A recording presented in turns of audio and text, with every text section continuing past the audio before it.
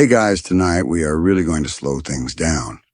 We're stepping back over 700 years, letting the soft glow of the firelight and the distant sound of an owl be our only company, as we settle into what might be the most mundane yet utterly terrifying part of medieval peasant life dealing with a bad cut. Close your eyes if you feel comfortable, and try to place yourself there. The air is thick with the scent of damp earth, wood smoke, and unwashed wool. You're not a knight, not a lady, but a simple peasant.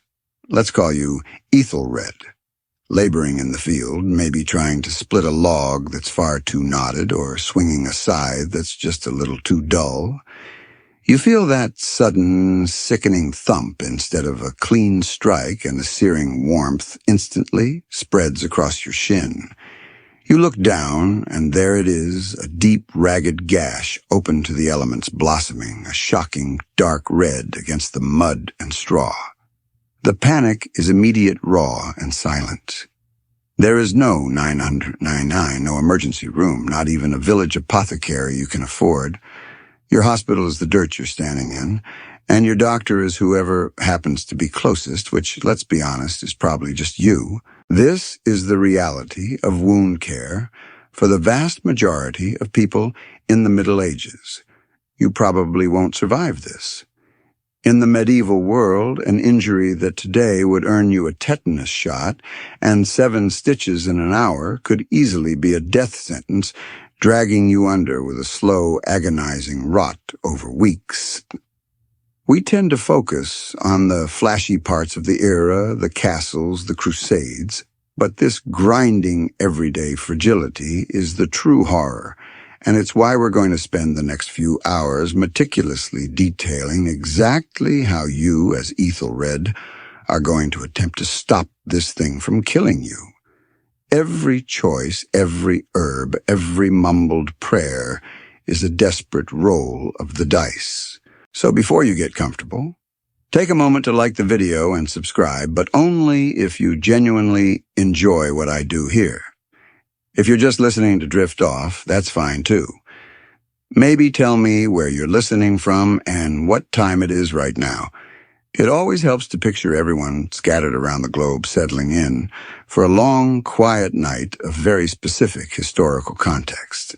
Now dim the lights, maybe turn on a fan for that soft background hum, and let's ease into tonight's journey together. You drop the tool immediately, the heavy shaft hitting the ground with a soft thud that weirdly sounds deafening in the sudden stillness of your shock. The first and most critical task facing you is not pain relief that's a luxury for the rich, but simply stopping the blood from pouring out onto the soil. You are, after all, a peasant. Your blood is valuable. You need every drop of it to keep working tomorrow, assuming, of course, that this doesn't lead to a fever by sundown. The mainstream historical fact here is brutal. Most medieval doctors, if you could even reach one, were still operating on the 1,000-year-old principles of Galenic humoral theory. This means they thought your body was balanced by 4 basic fluids: blood phlegm, black bile, and yellow bile. A wound, they might argue, is caused by too much or too little of one humor, and the treatment would often involve removing more bloodletting or purging other fluids, which is absolutely the last thing you need right now as you watch your own vital essence draining away.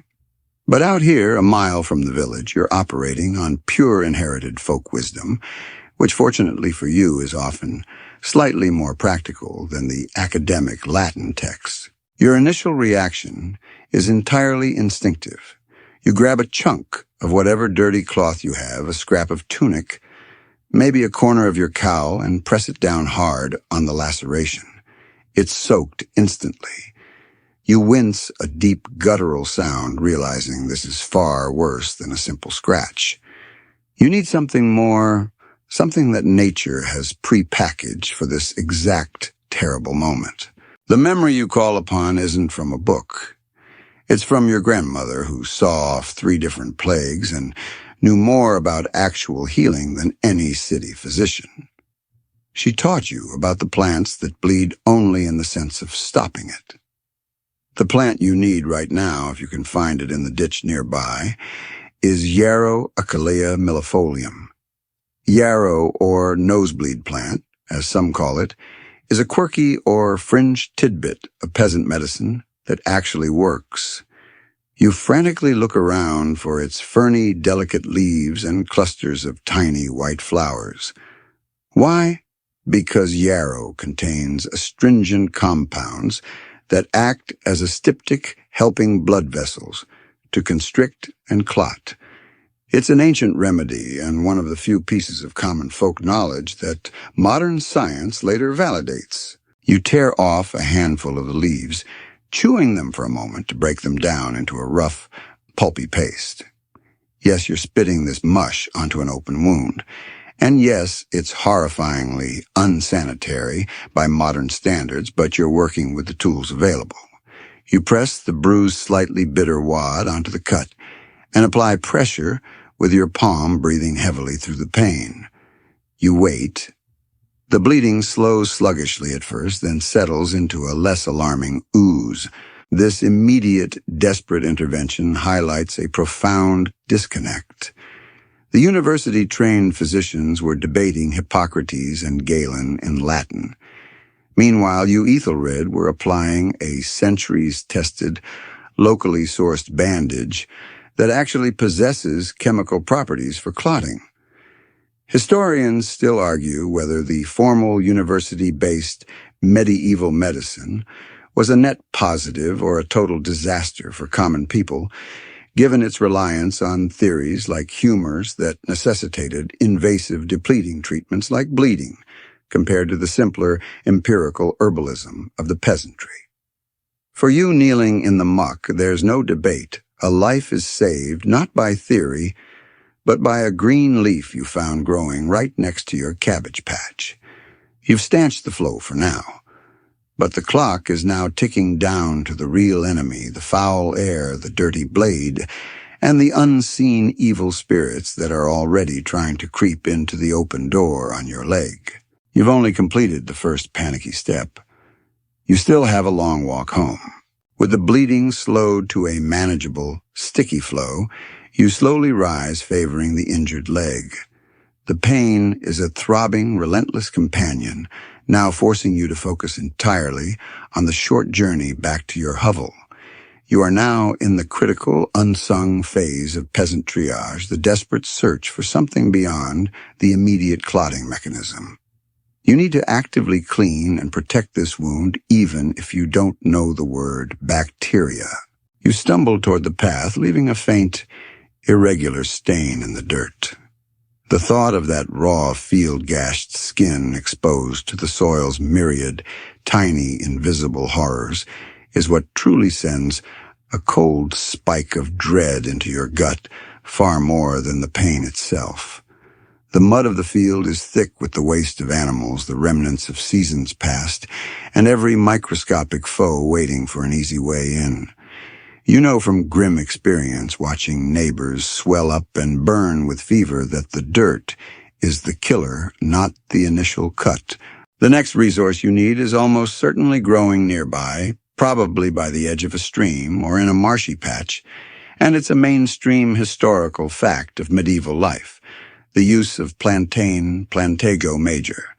Not the banana-like fruit, but the low-growing common weed with the ribbed leaves. This is the peasant's backup plan for a wound when yarrow isn't enough, or when they need a larger dressing. You know that if you crush a plantain leaf, and you do so now, wincing as you bend over it, exudes a kind of watery sap that feels cool and slightly soothing. This sap was, and still is, believed to have drawing and mildly antiseptic properties, and the large, flat leaf makes an excellent temporary covering. You lay a thick, bruised leaf over the yarrow paste and bind it crudely with a strip torn from your own sleeve, pulling the knot tight enough to hold, but not so tight as to cut off the pulse you can barely feel anyway. This is the beauty and the profound tragedy of folk medicine. You are instinctively utilizing what works. You are essentially creating an emergency dressing the yarrow for immediate hemostasis and the plantain to act as a mild anti-inflammatory and a physical barrier. This knowledge passed down orally, generation to generation, has pruned away the absolute worst ideas over time, leaving a core of remedies that, while primitive, offered a genuine chance of survival. But as you trudge along, your mind inevitably wanders to the non-physical threats. Here is where the quirky or fringe tidbit comes in. For many in the rural Middle Ages, particularly among the Anglo-Saxon-influenced cultures, a deep wound was not just a physical problem. It was caused by an elf shot or a malicious spirit. The cure, therefore, needed a spiritual component. Your grandmother might have insisted on whispering a specific Old English charm over the wound as you applied the dressing, something about the 9 worms or the serpent that bit a limb. This wasn't necessarily a prayer to Christ, but a much older incantation, a verbal defense mechanism meant to repel the spiritual agents of disease. The peasant's world was intensely animated. Every ailment, every disaster had a conscious, often malevolent cause. So even as you apply the plantain, you might mumble a half-forgotten rhyme just in case. You'd feel foolish not to. It's a very low-cost preventative measure. You finally reach your small, dark dwelling. The light filtering through the small, high window illuminates the seen-dirt floor, straw mattress, a few simple wooden tools. You collapse onto a stool, the adrenaline beginning to wear off, leaving you shaky and intensely focused on the pain. You need to do a proper cleaning now, but what do you use?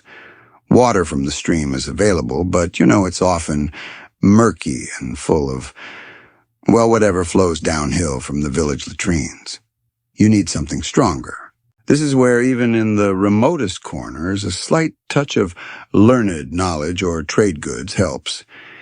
You might, if you're lucky, have a small stock of wine or vinegar in the house. The vinegar is the silver bullet of medieval antisepsis, even if they didn't know why.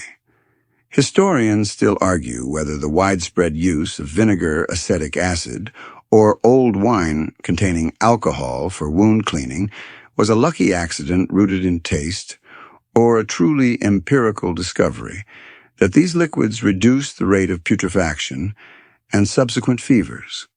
Regardless of the theory, the practice was sound. You ask your spouse or oldest child to fetch a bowl. They pour a small amount of sour, cheap wine, watered down, of course, because you're not wasting good drink on a wound, even if it is your own, and maybe add a splash of strong, biting vinegar to the mix. The feeling as they pour this mixture over the open wound is excruciating.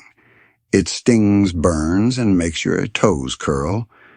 This is the medieval equivalent of Dettol, a searing, uncomfortable assurance that something is happening to cleanse the infection.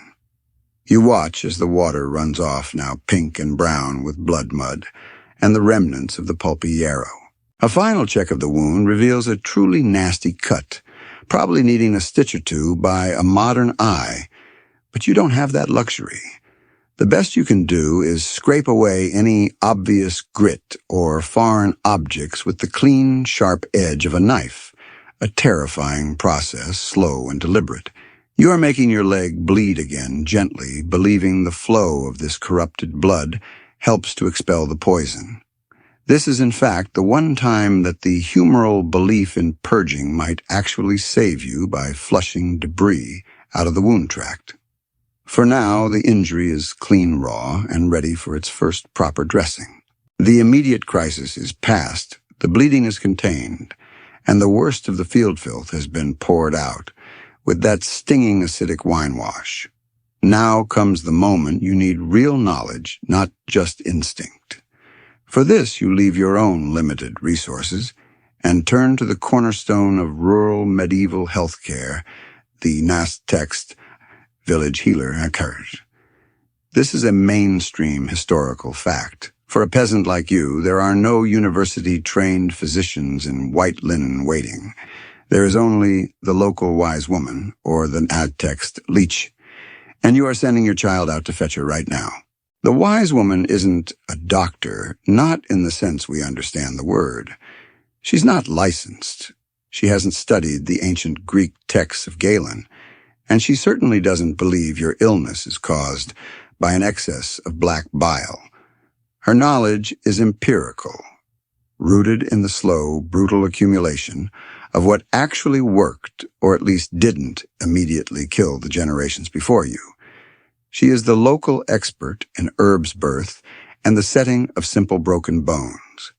She is also likely the only person within 5 miles who can distinguish a poisonous berry from a palliative root at a glance.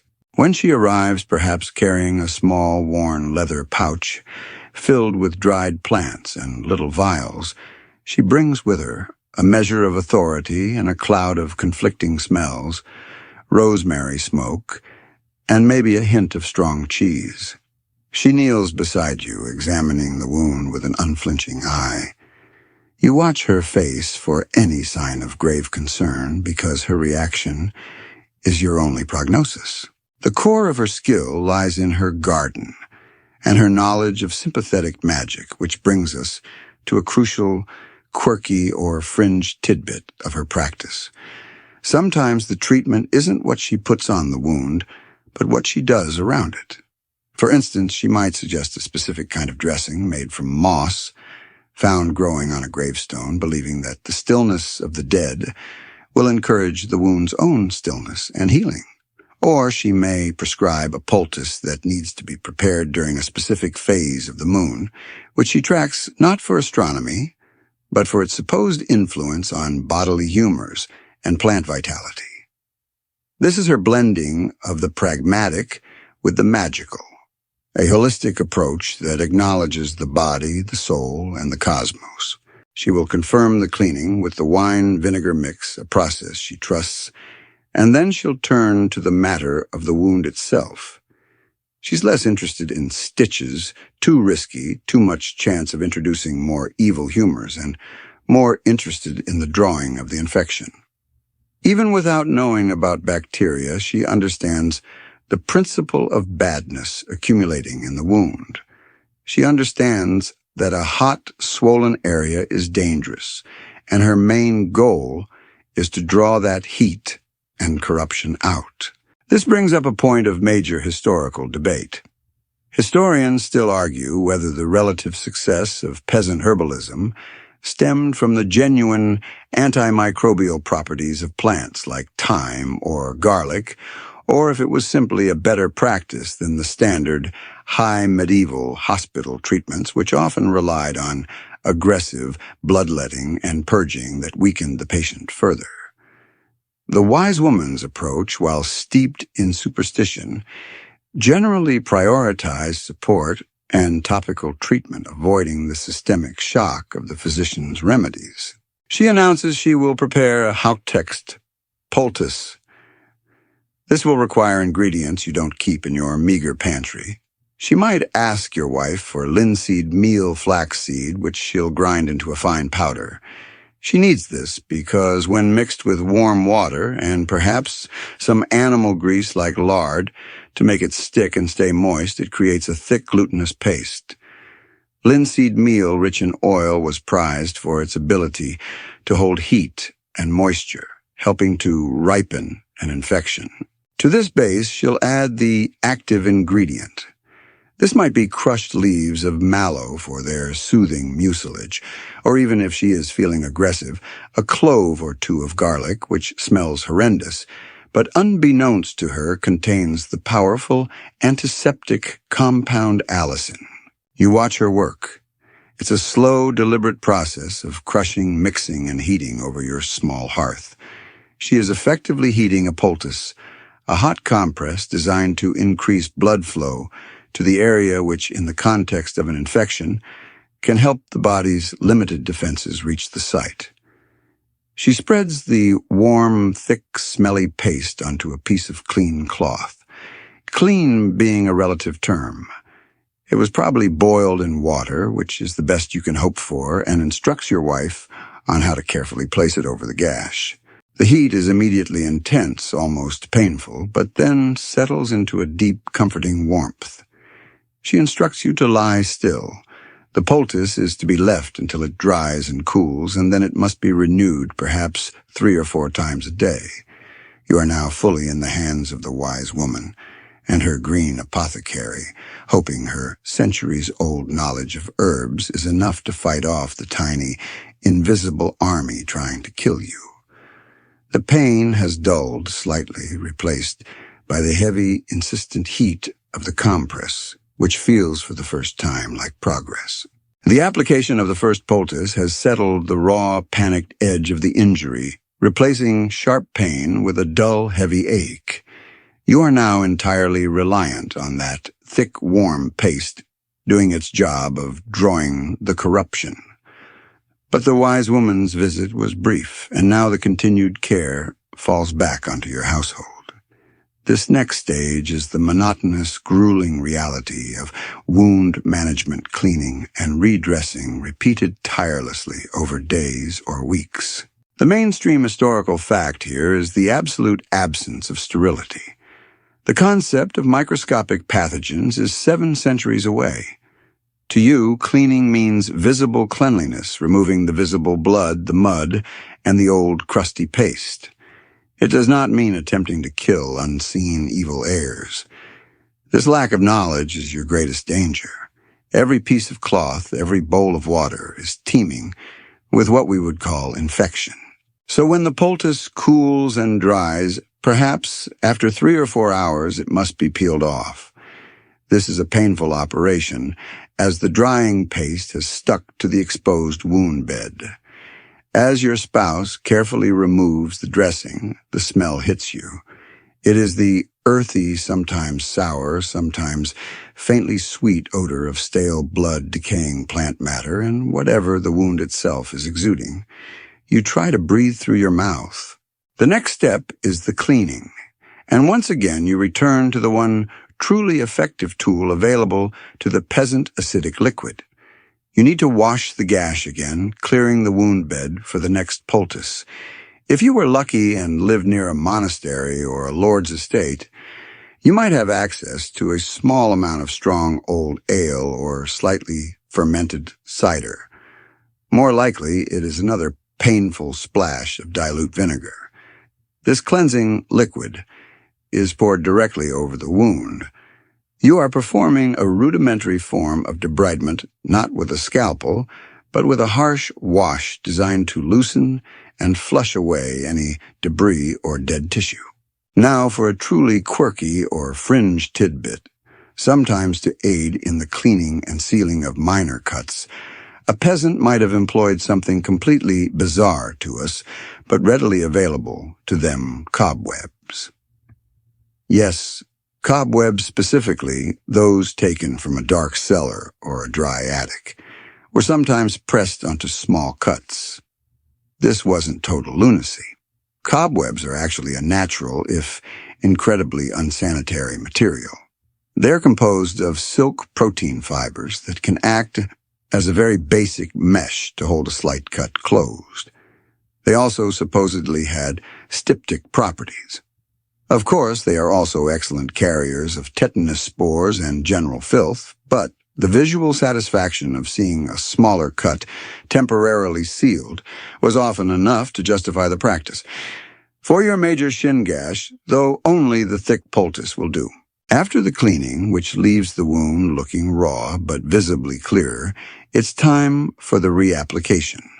Your wise woman likely showed your caregiver how to mix the second batch. It will be the same hot, thick paste of linseed grease and herbs, but perhaps with a different active ingredient this time, depending on the wound's appearance.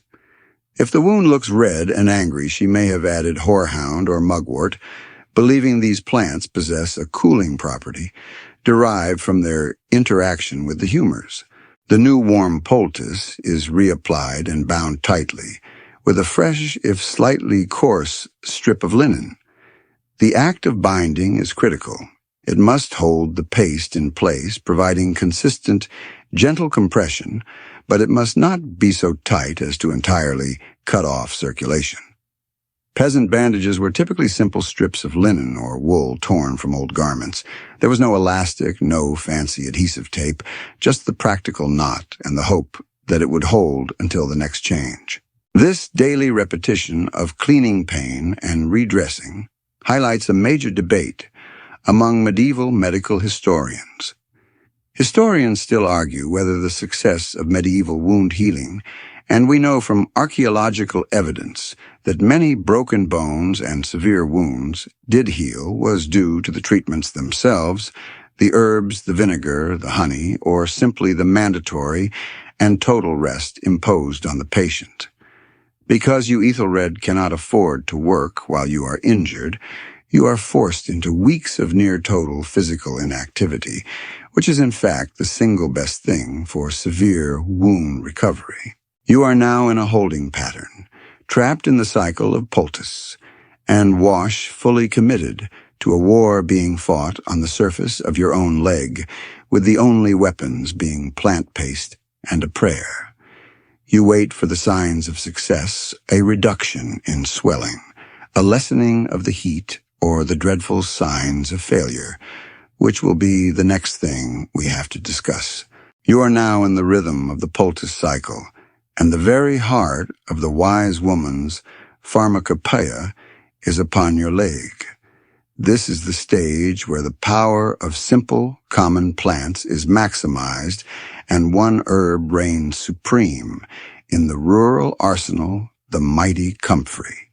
Comfrey symphytum officinale. This is the star of the mainstream historical fact we must linger on. It was so famous for its supposed efficacy in treating broken bones and severe wounds that its folk name was Knitbone. For a peasant like you, whose life depends on the structural integrity of your working limbs, Comfrey is worth more than a handful of silver. Its leaves, and more importantly, its root, contain high concentrations of a substance called allantoin, which actually promotes cell proliferation. In other words, it speeds up the body's natural process of growing new tissue. The peasants didn't know the word allantoin, but they knew the result. Things healed faster when this stuff was involved. To make the potent Comfrey poultice, your caregiver would have had to process the root. This is a messy, time-consuming business. The root is dug up, thoroughly washed, or as thoroughly as possible, then pounded or chewed into a thick, slimy paste. When mixed with warm water, Comfrey becomes incredibly gooey, almost gelatinous. This paste is then spread onto the cloth and applied directly to your wound. The sensation is heavy and almost medicinal. It seals the wound off, creating a hot, moist environment that the wise woman believes is essential for healing. But the poultice, as applied to your gash, has a dual, contradictory purpose, which is where the concept of pus laudabile comes into play. The wise woman is aiming for a slightly gross, quirky, or fringe tidbit of medieval medicine. She wants the wound to generate a thick, whitish-yellow discharge, which she, along with most of the learned doctors of the time, interprets as laudable pus, or good pus. The thinking based on the Galenic belief you heard about was that the wound was full of bad humors, the noxious stuff from the initial injury, and the body needed to cook them down and expel them as pus. The thicker, whiter, and more copious the pus, the better, as it signified the body successfully purging the corruption. In reality, of course, pus means infection. But because the poultice, especially if it included something with real antimicrobial properties like honey garlic or the allantoin in the Comfrey, might sometimes successfully wall off a minor infection and draw it to the surface. The theory seemed to hold true often enough to persist for centuries. The moment you see that thick white goo when the dressing is removed, there will be a mixture of revulsion and genuine relief, because the wise woman told you that this means the healing has begun. This is the point where the historical debate is at its sharpest. Historians still argue whether the practice of encouraging laudable pus was a dangerous medical mistake that killed more people than it saved, or if it was a critical early form of wound management that, in a world without antibiotics, correctly identified the body's inflammatory response as part of the fight against deep sepsis. Without this draining, many deep puncture wounds would become sealed abscesses, leading to overwhelming internal infection. So the poultice was perhaps a rough and ready way to manage an abscess and let it drain harmlessly to the outside. As you lie there, the Comfrey poultice heavy on your shin, you feel the work it is doing. It's drawing heat, drawing moisture, and slowly, surely trying to coax your ragged flesh back together. You are trapped in the close quarters of your hut, forced to be still. The pain is a constant grinding reminder of the fragility of your life and the enormous debt you now owe to the simple weed the wise woman calls Knitbone. You have avoided the barber surgeon's saw, so far relying entirely on the gentle, sticky power of the root. The wound is now clean, relatively speaking, and generously coated with the thick healing sludge of Comfrey. The next few days depend entirely on how well this treatment stays put and how effectively the injury is immobilized. You are entering the realm of peasant orthopedics, binding and splinting, which, while crude, was often surprisingly effective, constituting a mainstream historical fact that separates a lifelong limp from a full recovery. For a severe gash on your shin, especially one that might involve a deep muscle tear or even graze the bone, simply holding the poultice in place with a clean cloth is not enough. The bandage needs to be secured and the limb needs rest. Your caregiver, likely your wife, will use the best material you have, linen rags. These aren't the sterile gauze rolls we know. They are strips torn from discarded tunics or bedding washed and perhaps boiled over the fire. She winds these strips around your leg in a tight, overlapping pattern, designed to keep the poultice pressed against the wound while minimizing movement. The technique is intuitive and relies purely on tension and knotting, often resembling a modern compression bandage, though made of rough, itchy fibers. But what if the injury had been a broken limb, say a cracked radius from a bad fall off a cart? This is where the improvisation of the peasant shines. You cannot afford the wooden splints a town barber surgeon might use, and even if you could, they might be too heavy or ill-fitting. The ingenious peasant solution, which serves as a quirky or fringe tidbit, is the use of tree bark, specifically the bark of the elm or willow. These materials are flexible when freshly stripped, strong when dried and abundant. A curved piece of elm bark, softened slightly by soaking it, could be carefully molded to the shape of a forearm or a lower leg. It would then be bound tightly with cloth or even lengths of wicker or rope, made from hemp or animal sinew. The key was padding. You learned that the bark or wood itself must never touch the skin directly. Otherwise, you risk pressure sores that could become another fatal source of infection. Padding was often done with handfuls of soft moss, fresh sheep's wool, if you were lucky enough to own a few or wads of clean straw. It's an art of securing tension without constricting the flow of vital fluids. The setting of a bone, even in the hands of the wise woman, was a terrifying process. There was no X-ray, only the feel of the bone fragments beneath the skin, and the gut-wrenching decision to forcefully manipulate the limb back into alignment, a move called reduction. This was often done with the patient dosed with as much ale or willow bark tea as they could tolerate, and perhaps 2 strong men to hold the patient steady. You would hear a sickening thunk or snap a sound that signaled either the bone's salvation or its utter ruin. This practice of binding and setting leads us directly to a key scholarly debate. Historians still argue whether the high rate of healed bone fractures found in peasant remains from medieval cemeteries indicates genuine skill on the part of the rural healers, or simply the immense natural healing capacity of the human body when forced into total, unavoidable rest. The fact that many skeletons show well-aligned, though often thick-calloused breaks, suggests that the basic principle of immobilization was understood and performed competently, even with the humblest of materials. The wise woman's empirical knowledge of reduction and splinting was often far superior to the high theory practiced by university physicians who prioritized the balance of humors over the pragmatic mechanics of a broken joint. So your gash is now entombed in a linen wrap and comfrey paste. You are for the time being a fragile, non-contributing member of the community. You are immobile, forced to endure the slow, grinding pressure of the binding, praying that the compression is perfect, not so loose that the poultice slips, and the wound tears open again, and not so tight that it brings on the cold, deadly tingling of a loss of blood flow. You are waiting for the infection to declare itself, and your only defense besides the herbs is the forced stillness of your position.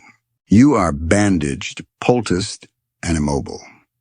The physical steps are complete, but in the mind of the medieval peasant, a gaping wound is not just a biological problem, it's a spiritual vulnerability.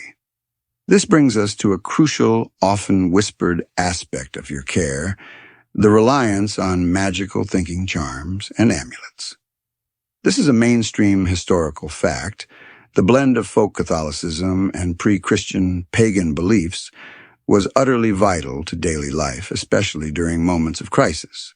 The physical dressing keeps the dirt out, but the charm is meant to keep the evil out. Specifically, the malevolent spirits, demons, or curses believed to be the true root cause of agonizing fevers and wounds that go bad. The wise woman, even if she had an extensive garden of curative herbs, would almost certainly have concluded her treatment with a protective ritual. She might have left behind a specific item for you to wear. This is where the quirky or fringe tidbit appears: the use of bloodstones or jet as protective talismans. A small dark stone, perhaps drilled with a hole and strung on a piece of twine, would be placed around your neck or tied directly onto the wound dressing.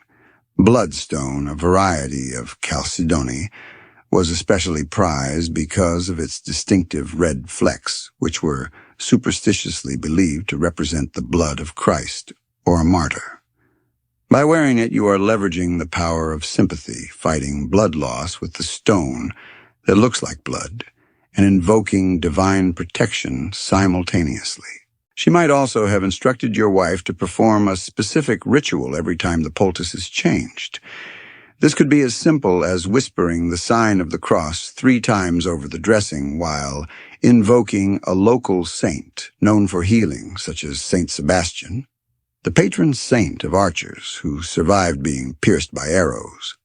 Or, in a more ancient, less Christianized custom, it might involve circling the wound 3 times with a piece of cold iron, as iron was often believed to repel spirits and fairies.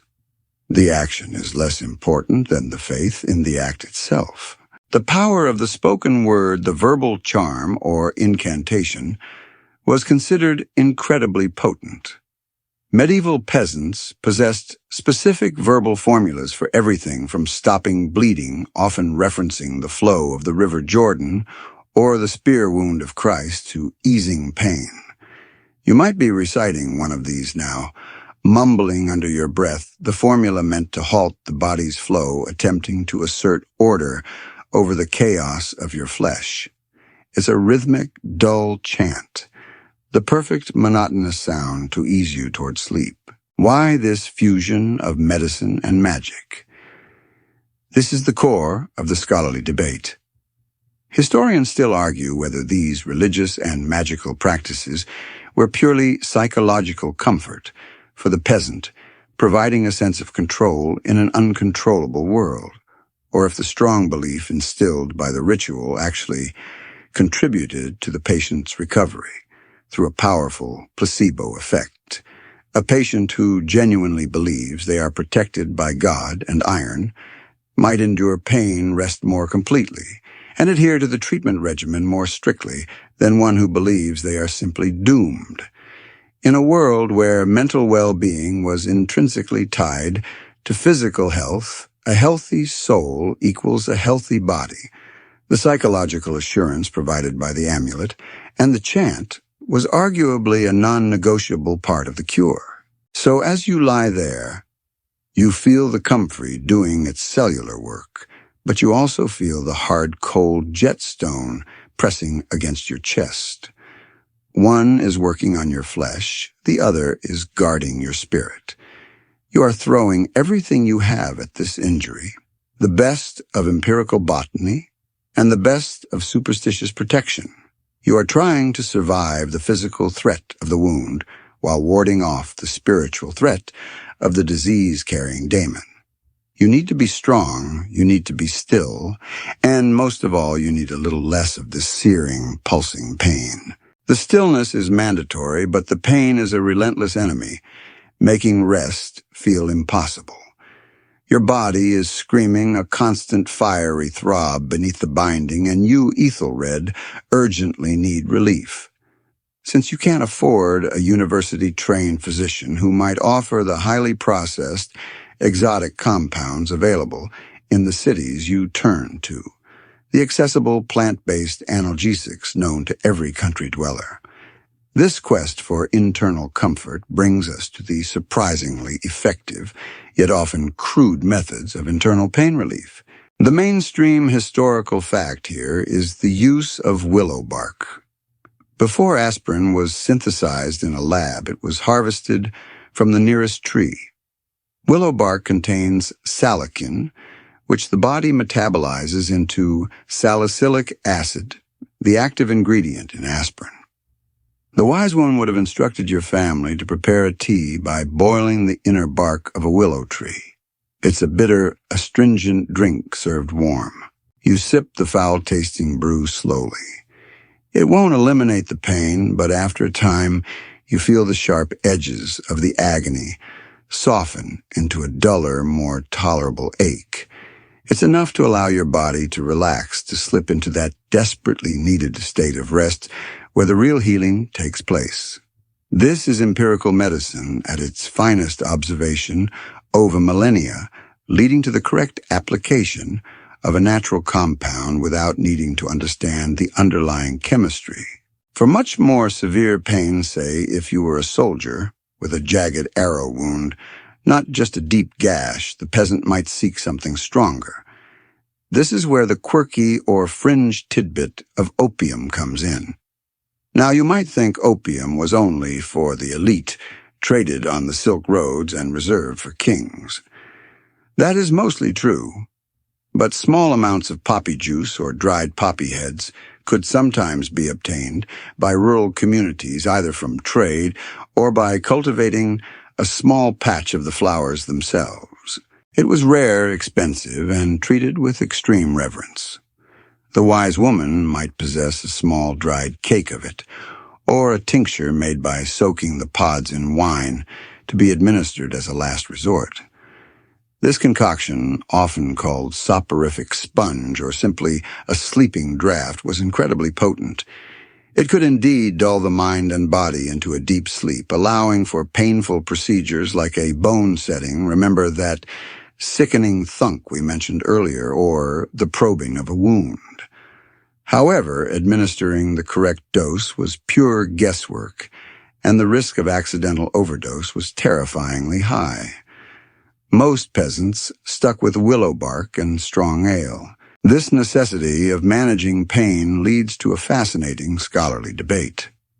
Historians still argue whether the high tolerance for pain often observed in medieval society, evident in the matter-of-fact descriptions of torture and crude surgery, was a genuine biological or cultural phenomenon, or simply a byproduct of necessity.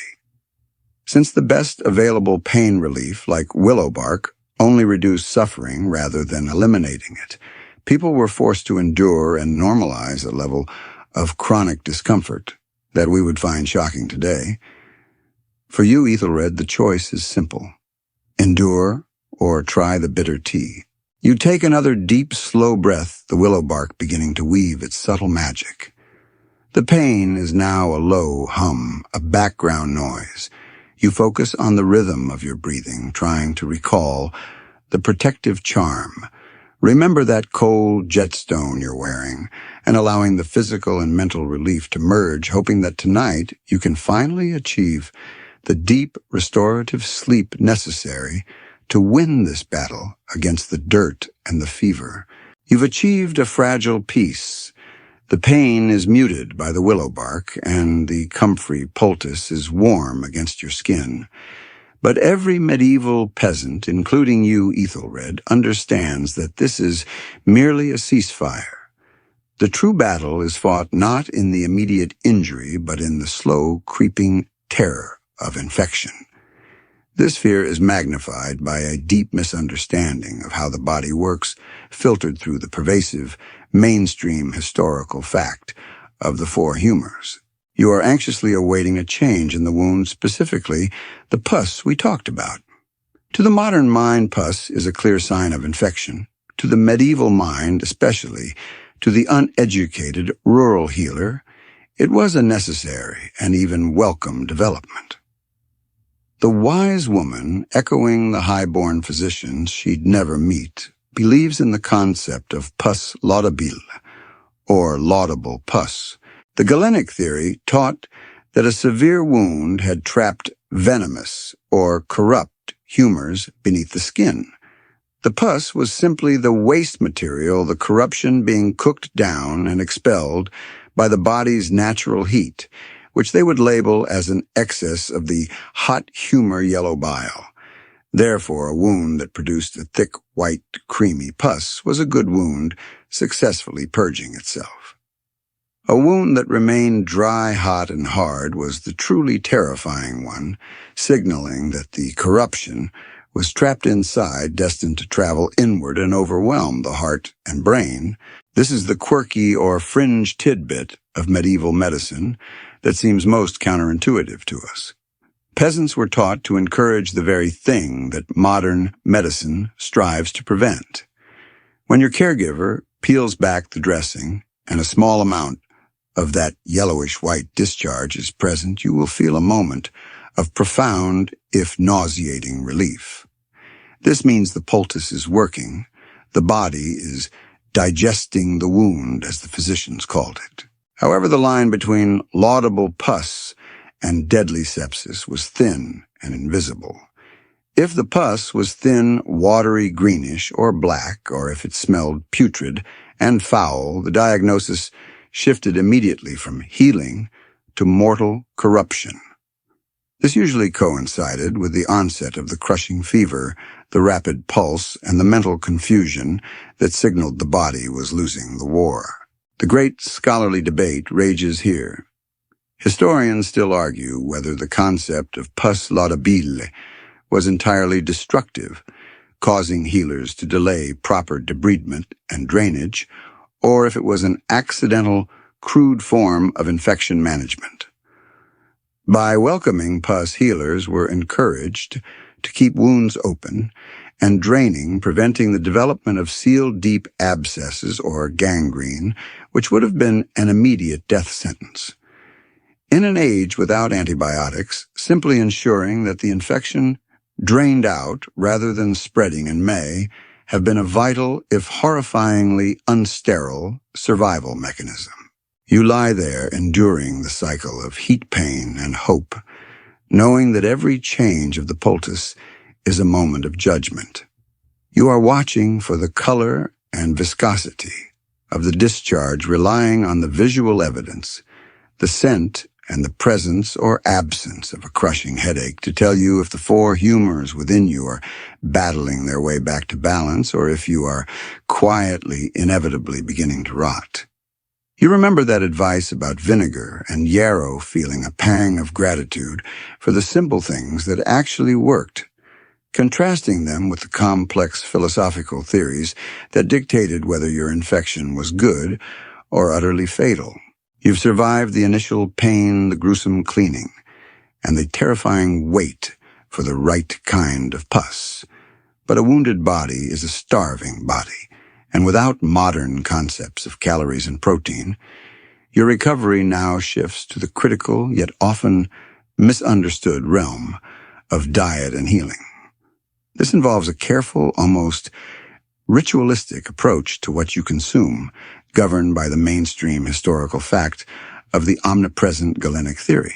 In a peasant household, food is precious, but for a sick or wounded person, the diet becomes even more restrictive, adhering to the principle of lightness and balance. A healthy diet might include rough bread and ale. A healing diet, however, demands gruel and broth.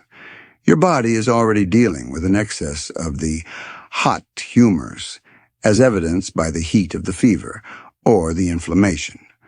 Therefore, your food must be cooling and easily digestible to aid the body's internal battle without adding stress. The primary source of sustenance for the next few weeks will be thin, watery broth made from whatever bone or scrap of meat your family can spare, perhaps a chicken neck or a small piece of pork fat. This broth is light warm and provides the only consistent source of moisture and mild nutrition. It is typically consumed with gruel, a thin porridge made of boiled oats, barley, or peas. Gruel is easy to swallow and, most importantly, aligns with the humoral belief that soft, easily processed foods do not require the body to divert its energy from fighting the corruption in your leg. Now for a quirky or fringe tidbit concerning peasant nutrition, the belief in the power of red foods. Since your wound involves blood, the dominant humor, your diet might include things that were visually sympathetic to blood to aid in its restoration. This meant a small amount of red wine if you had any left after cleaning the wound, or perhaps a strained juice made from blackberries or red beets if they were available.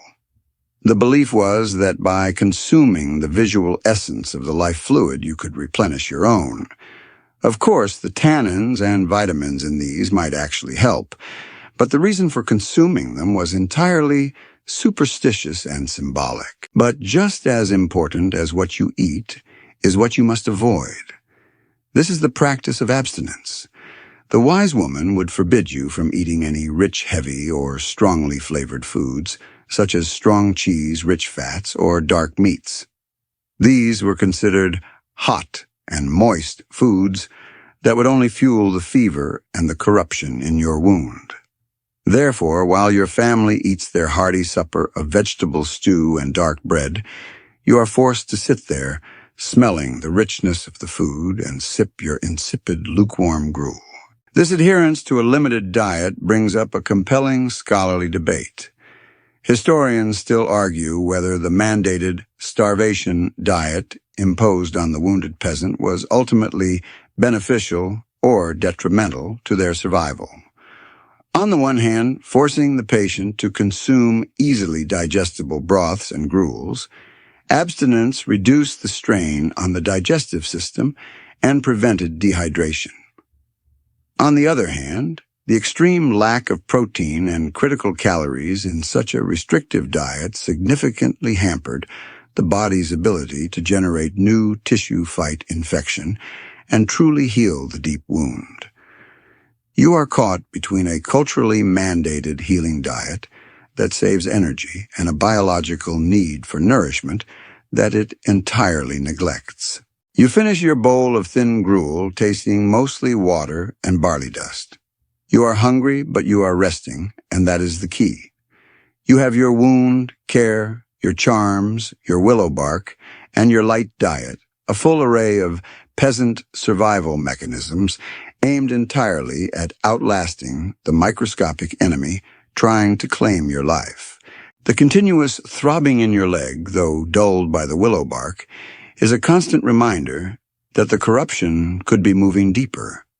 For your average field gash, the wise woman's poultice and charm are your only hope. But what if the injury was more severe beyond the capabilities of herbs, a deep puncture, a crushed bone, or perhaps an embedded sliver of metal? This is when the unthinkable might become necessary, engaging the services of a specialist, most often the barber surgeon. The presence of the barber surgeon is a mainstream historical fact. Though for a peasant he was a rare and costly option, only called upon when death seemed imminent without his intervention. He wasn't a university-trained physician. He was a craftsman who learned his trade through apprenticeship specializing in manual operations. His skill set was vast and terrifying, cutting hair, shaving beards, pulling teeth, setting simple fractures, performing bloodletting, and, yes, sometimes amputating limbs or probing deep wounds. He was the pragmatic, hands-on counterpart to the philosophical physician. You Aethelred might need him if, say, that scythe blow had driven a small, ragged piece of wood deep into your shin and the poultice failed to draw it out. Remember the urgency of your immediate crisis in Section 1. An embedded foreign object is a ticking time bomb, a focal point for deeper infection. The barber surgeon's job would be to physically remove it. The process of dealing with deeper wounds or embedded objects is a harrowing, quirky, or fringe tidbit of medieval rural surgery. Since the barber surgeon couldn't afford to waste money on imported opium, for every peasant, the only form of anesthesia would be a stiff dose of strong local ale or cider followed by sheer speed. He would use tools that look horrifyingly agricultural, rough metal probes, pincers, and sometimes a sharp, dedicated surgical knife. To remove an embedded arrowhead, for example. The technique involved careful, painful probing to widen the wound tract, sometimes using probes coated in rose honey, a luxurious antiseptic that was one of the better treatments available. Remember the noble's treatment of Henry V that used a rose honey infusion. The goal was to draw the object out in the cleanest possible manner. For a peasant, this procedure would be performed right there in your hut, perhaps on your dirt floor illuminated by a sputtering tallow candle. The risk of secondary infection from the unsterile tools and environment was enormous, but the risk of not removing the object was certain death. The post-operation care would revert right back to the wise woman's methods: clean with wine, apply a poultice, but with one added element that brings us to the key scholarly debate. Historians still argue whether the relative success of barber surgeons in operations like amputation and arrowhead removal, compared to the general failure rate of internal medicine, was due to their practical, empirical methods or simply their willingness to cauterize wounds.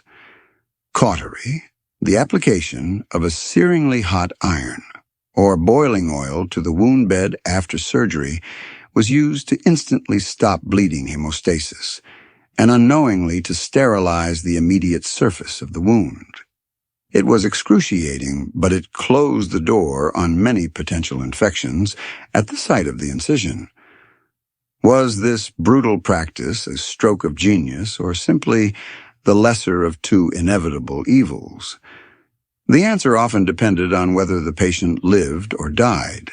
You grit your teeth happy that your wound, while deep, only required comfrey, and not the cold, terrifying touch of the barber surgeon's iron. You remember that he's still likely in the area, a necessary evil moving from manor to village, dealing with the failures of the wise woman and the accidents of peasant life. You have survived the most acute phase of your injury, which is in itself a victory worthy of celebration, though you dare not risk the energy for actual revelry. The infection, if it came, was manageable. The poultice worked, and the bone, if it was injured, has begun to knit under its elm bark splint.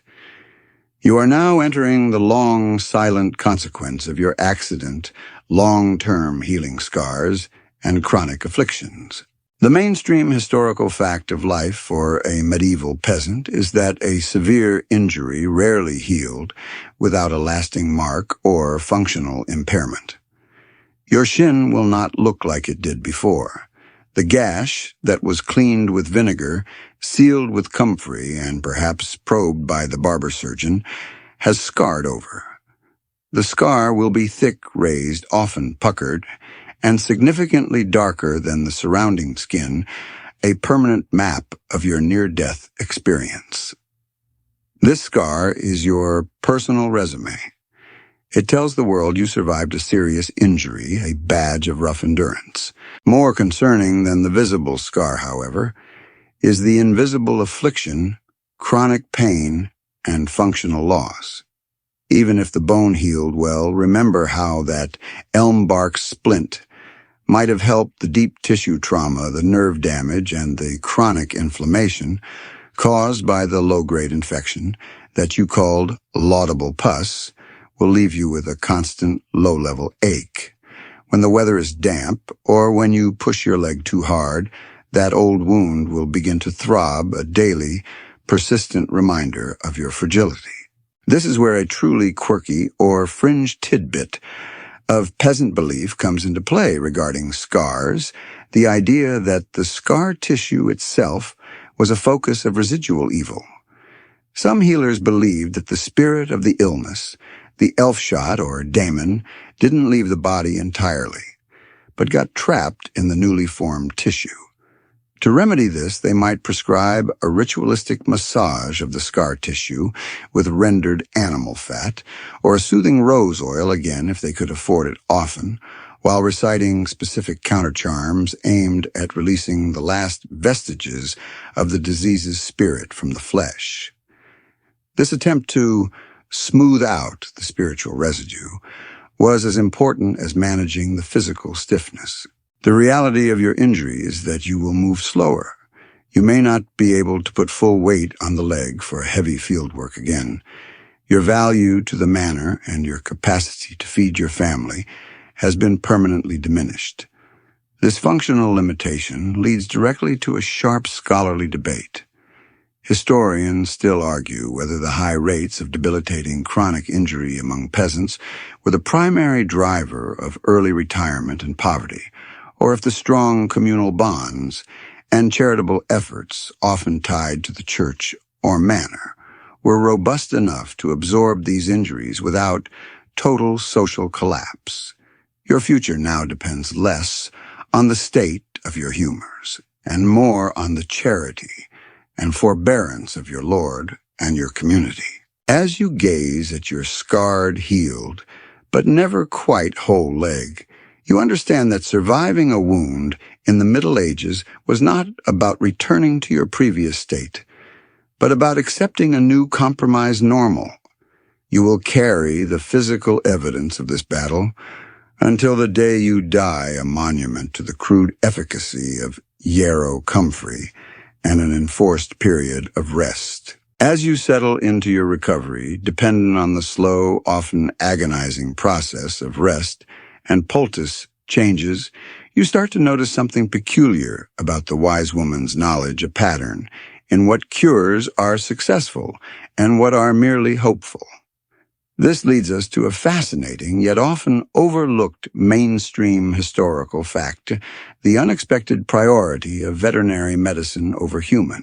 Simply put, for the medieval peasant, a valuable working animal, the ox that pulls the plow, the horse that carries the harvest, the sow that provides the winter meat, was often an asset more vital and more financially irreplaceable than a single human laborer, especially an injured one like you, Aethelred. The death of a key piece of livestock could spell starvation for a family or ruin for a small manor. Because of this brutal economic reality, practical empirical medicine was often perfected on the animals first. A farmer needed a cure for their cow's inflamed udder or their sheep's foot rot that worked quickly and reliably because the financial stakes were immediate. The methods that proved successful on these valuable beasts were then logically adapted for human use. This is where we find a truly quirky or fringe tidbit, the common use of cow dung poultices. Yes, you heard that right. In some rural regions, particularly for deep puncture wounds or festering sores, a poultice made primarily of fresh, warm cow dung mixed with herbs was applied. The reasoning was that the cow's digestive system processed the field herbs, and the resulting dung was a warm, moist medium that seemed to draw out the corruption effectively. While horrifically unsanitary to us, the warmth and drawing properties might sometimes have helped ripen a deep abscess, and the fact that it was readily available made it a common, if disgusting, fallback. You might remember the wise woman dismissing this for your own wound. Too much filth, Aethelred, but you know she uses it on the Lord's favorite bull. The principle of this adaptive medicine highlights a significant scholarly debate. Historians still argue whether the sophistication found in some early medieval wound treatments, such as the knowledge of setting certain bone breaks or treating lacerations, actually owes more to the practical trial and error knowledge of farriers and herdsmen than to the intellectual theoretical writings of university physicians. The logic is simple. If a treatment saved a 1,000-pound ox from an infected leg, it was worth trying on a 150-pound human. The methods were shared often in oral tradition under the umbrella of folk medicine. So as you watch your leg heal slowly and with much discomfort, you understand that the efficacy of the Comfrey, remember, Knitbone or the vinegar wash, wasn't discovered by a scholar poring over a Latin manuscript. It was likely hammered out through generations of desperate experimentation on animals and people alike, driven by the absolute necessity of keeping the farm functioning. Your life, in a strange way, is being saved by the same pragmatic urgency that keeps the manor's plow team on its feet. You've relied on the homegrown wisdom of the wise woman, the stark reality of peasant life, and the brutal logic of veterinary adaptation. But in the larger picture of your medieval world, there existed centers of slightly more formalized learning, even if they were far beyond the easy reach of your humble village. You are now contemplating the rare, often desperate need for the monastic remedy. The mainstream historical fact here is the role of monasteries and manorial estates as quasi-hospitals and centers of learning. Monks and nuns often served as the keepers of medical knowledge, not through original research, but through the meticulous process of copying and preserving ancient texts. Their proximity to the manor or a local lord meant they sometimes had access to more exotic or sophisticated ingredients than the local peasant. If your fever refused to break or the wound turned truly gangrenous, a desperate plea might be made to the nearest abbey. This appeal was usually for two things: prayer and access to their medicinal garden, the physic garden. The monks and nuns cultivated a much wider variety of herbs than the wise woman, often growing plants detailed in texts like the Herbarium Apulei Platonici, or even the medical works of the Muslim scholar Avicenna, which had made their slow way into European libraries. They could often provide high-quality honey, a powerful, natural antibacterial agent, or even the rare imported spices and compounds used in complex tinctures. The quirky or fringe tidbit of the monastic remedy is the use of the holy wound water. This was not a scientific remedy, but a devotional one. Monks might give a desperate patient a vial of holy water, sometimes allegedly collected from a revered shrine or, more commonly, simple water that had been poured over a relic of a healing saint. The act of washing the wound with this sacred water was a powerful psychological and spiritual intervention. You would be instructed to believe that the sanctity of the water, not its chemical properties, would drive out the remaining corruption. For the peasant who viewed the world through a spiritual lens, this was a more potent form of healing than any herb. Crucially, the monasteries often kept books of remedies, or leech books compendiums of cures, that blended classical texts, folk medicine, and devotional charms. The most famous, the Anglo-Saxon Ball's Leech Book, contains thousands of recipes. This is where the scholarly debate crystallizes. Historians still argue whether the remedies contained in these monastic texts represent a genuine advancement of medical practice. For example, one recipe was recently proven effective against the modern superbug MRSA, or if the monks simply recorded and maintained the status quo of medical folklore, elevating the common peasant cure with a patina of literacy and Latin. Did the monastery invent better medicine, or did it just write down what the peasants already knew about yarrow and willow bark? In the end for you, Aethelred, the journey to the monastery is a costly, time-consuming trip that steals vital days from your recovery. But if you were truly on the brink of death, the monastery represented the last best hope, the blend of high-quality ingredients and high-stakes faith, a final throw of the die between the local, muddy practicality and the distant scholarly power of the learned world. You are grateful for now to be safely back in your hut, healed enough to avoid having to make that desperate journey. You are now weeks beyond the initial blow. The fever has retreated. The wound is shrinking to a hard, dark knot of scar tissue. Remember that permanent map of your survival we discussed, and you are gingerly attempting to put weight on your leg again. This final stage brings us to the blunt, unavoidable truth that governs every step of this journey. Survival odds the brutal reality of medieval life. The mainstream historical fact here is stark. For the majority of severe wounds treated in the Middle Ages, especially among the peasantry, who lacked constant access to sterile conditions, the risk of death or debilitating functional loss was extraordinarily high. While we've seen that herbal remedies like Yarrow for clotting and Comfrey for cell regrowth were surprisingly effective, and that techniques like binding and forced rest aided recovery, these were battles won in a war waged by the body's own limited defenses against overwhelming odds. The chief killers, sepsis, tetanus, and gangrene, were invisible, relentless, and almost universally fatal once they took hold. We've detailed your entire peasant medical kit: a handful of herbs, a splash of sour wine or vinegar, a piece of old linen, a murmured charm. Remember that cold jetstone and a large dose of enforced painful rest. This meager arsenal contrasts sharply with the severity of a deep laceration or a bad fracture.